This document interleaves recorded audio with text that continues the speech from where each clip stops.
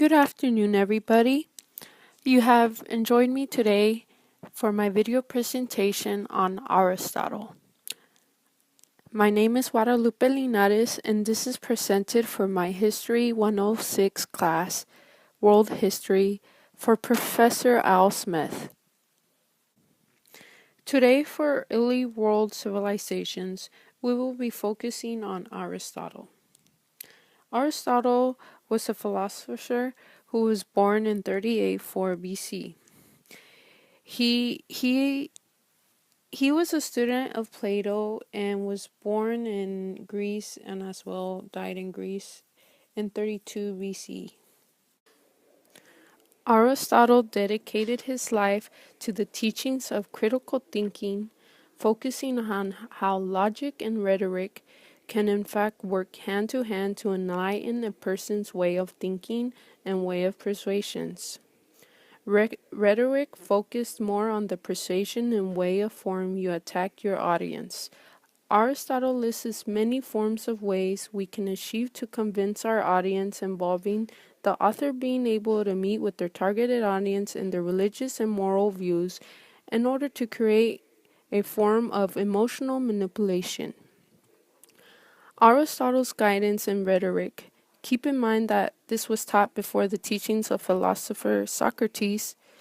Allow the use of rhetoric to be simultaneously used with logic and reasoning. Logic and reasoning, for this matter, is being able to come to an honest and reliable, legitimate means for leading an audience towards the truth of any topic.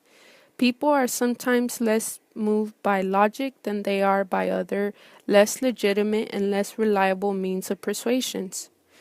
Aristotle deducted that logical conclusions sometimes need to be amplified and supported by rhetoric strategies such as ethos, pathos, logos, and the appeal of style. We will be focusing on ethos, which will be discussed in detail during the recording of this video. In order to prevail in the techniques of logic and reasoning, we must apply these rhetoric strategies to our logic and or form of reasoning. Logic and reasoning may be overlooked due to the risk that we may lack in the motivation. Aristotle argued that it is not nor the logic for the appeal is present, meaning that if the author fails to use both logic and appeal to their targeted audience, the risk failing in their form of rhetoric use. In order to understand the art of rhetoric, you must understand the power that ethos hold. The power of an authoritative figure or person with a good character can help you as an author to easily approach your targeted audience and successfully appeal to your audience. Ethos is simply a Greek word for good character.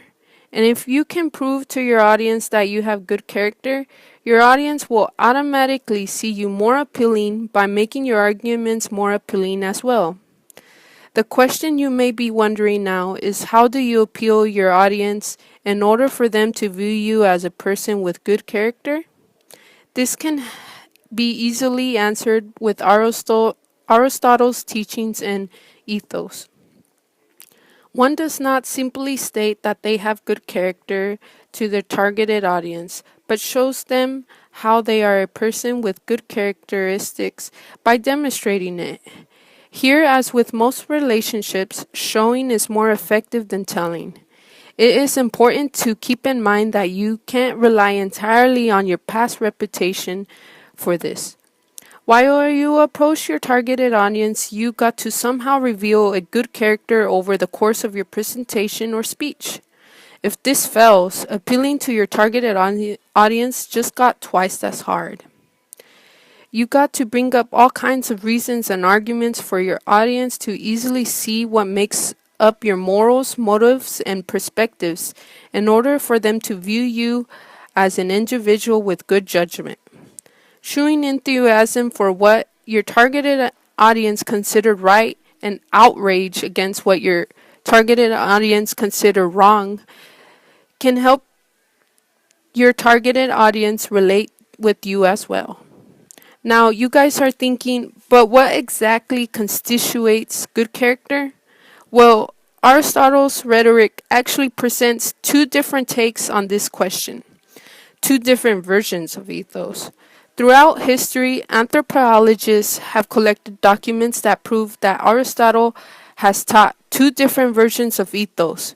We are unable to dictate which document was considered more virtuous. Arist- but what we do know is that Aristotle's second book of Ethos talks about the second method in ethos, which states that you can appeal to your targeted group of people by learning about your targeted audience and using stereotypic assumptions in your advantage to persuade your audience with your appeal by allowing the author to have emotional, religious, and moral influence on their audience. Now, keep in mind that since we're using stereotypic assumptions about your targeted audience, we cannot assume that one stereotypic assumption will be able to match with your entire audience. You must look at all of your audience and be able to know your audience by the majority. For example, you might look at a group of 20 people and realize that over half of them are males around their late 30s. Now that you have put a majority of your targeted audience in a labeled category such as over half being male, you should find another two categories that might help relate to your audience. For example, all of your targeted audience live with family, and finally, they are all middle class. With these three assumptions, we can now use stereotypic assumptions to help us better manipulate and persuade our targeted audience.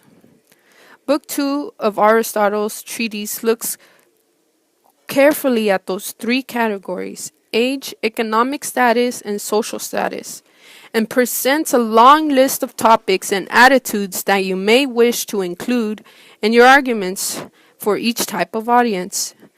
Being able to categorize your audience in these three categories, we know now what the audience values, despises, fears, and what they desire.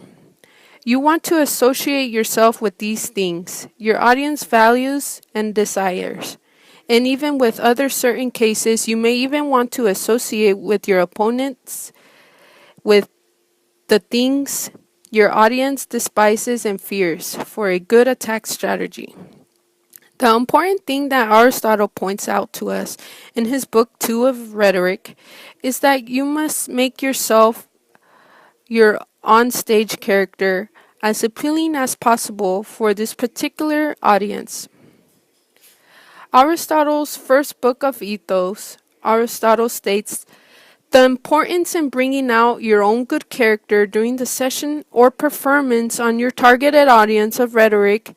Being able to define yourself as a good character to your audience, as mentioned before, does not necessarily mean to bring up past actions and brag about how much of a good character you may have been, but instead focus on showing on how much of a good character you are while you speak to your audience.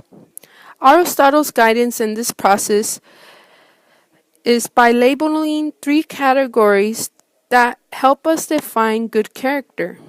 Aristotle states in his second book that with pronesis, arate, and enoia, one will proceed to successfully label himself as a good character. In Aristotle's second book on ethos, we get an explanation in great details of these categories, which are pronesis, arate, and enoia, which represent three specific categories that serve as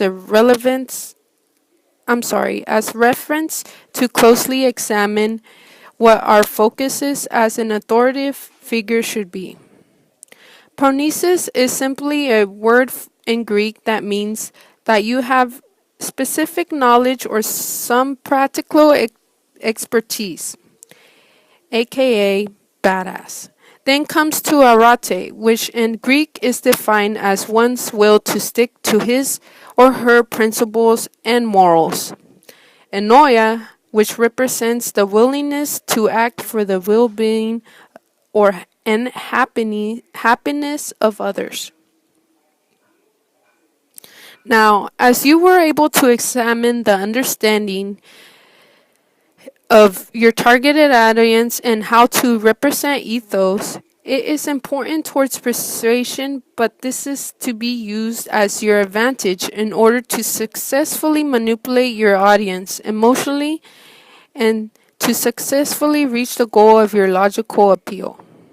As shown earlier, ethos means to have good character, and the relevance towards your means of persuasion is key.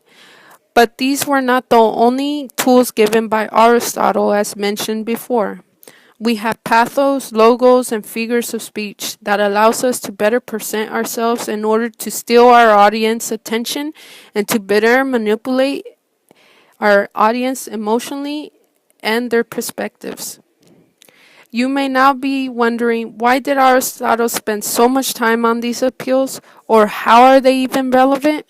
Well, not only is Aristotle's methods present in all kinds of books, films, television, movie films, but you but you can even find that you could use Aristotle's rhetoric tools to help you get a job one day, or perhaps even help you persuade someone. Thank you and have a nice day.